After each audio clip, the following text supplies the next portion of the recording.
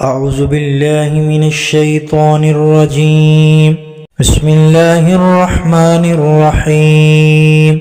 الرحمن علم القرآن خلق الإنسان علمه البيان. الشمس والقمر بحسبان والنجم والشجر يسجدان والسماء رفعها ووضع الميزان ألا تطغوا في الميزان وأقيموا الوزن بالقسط ولا تخسروا الميزان والأرض وضعها للأنام فيها فاكهة والنخل ذات الأكمام والحب ذو العصف والريحان فبأي آلاء ربكما تكذبان. خلق الإنسان من صلصال كالفخار وخلق الجان من مارج من نار فبأي آلاء ربكما تكذبان. رب المشرقين ورب المغربين فبأي آلاء ربكما تكذبان. مرج البحرين يلتقيان بينهما برزخ لا يبغيان فبأي آلاء ربكما تكذبان. يخرج منهما اللؤلؤ والمرجان فبأي آلاء ربكما تكذبان. وله الجوار المنشآت في البحر كالأعلام فبأي آلاء ربكما تكذبان. كل من عليها فان ويبقى وجه ربك ذو الجلال والإكرام فبأي آلاء ربكما تكذبان. يسأله من في السماوات والأرض كل يوم هو في شأن فبأي آلاء ربكما تكذبان. سنفرغ لكم أيها الثقلان فبأي آلاء ربكما تكذبان. يا معشر الجن والإنس إن استطعتم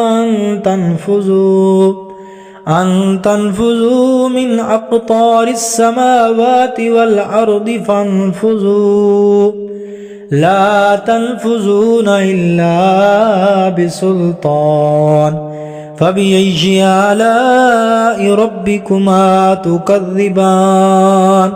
يرسل عليكما شواظ من نار ونحاس فلا تنتصران فبأي آلاء ربكما تكذبان. فإذا انشقت السماء فكانت وردة كالدهان فبأي آلاء ربكما تكذبان. فيومئذ لا يسأل عن ذنبه إنس ولا جان فبأي آلاء ربكما تكذبان. يعرف المجرمون بسيماهم فيؤخذ بالنواصي والأقدام فبأي آلاء ربكما تكذبان. هذه جهنم التي يكذب بها المجرمون يطوفون بينها وبين حميم آن فبأي آلاء ربكما تكذبان. ولمن خاف مقام ربه جنتان فبأي آلاء ربكما تكذبان ذواتا أفنان فبأي آلاء ربكما تكذبان فيهما عينان تجريان فبأي آلاء ربكما تكذبان فيهما من كل فاكهة زوجان فبأي آلاء ربكما تكذبان متكئين على فرش بطائنها من استبرق وجنى الجنتين دان فبأي آلاء ربكما تكذبان فيهن قاصرات الطرف لم يطمثهن إنس قبلهم ولا جان فبأي آلاء ربكما تكذبان كأنهن الياقوت والمرجان فبأي آلاء ربكما تكذبان هل جزاء الإحسان إلا الإحسان فبأي آلاء ربكما تكذبان ومن دونهما جنتان فبأي آلاء ربكما تكذبان مدهامتان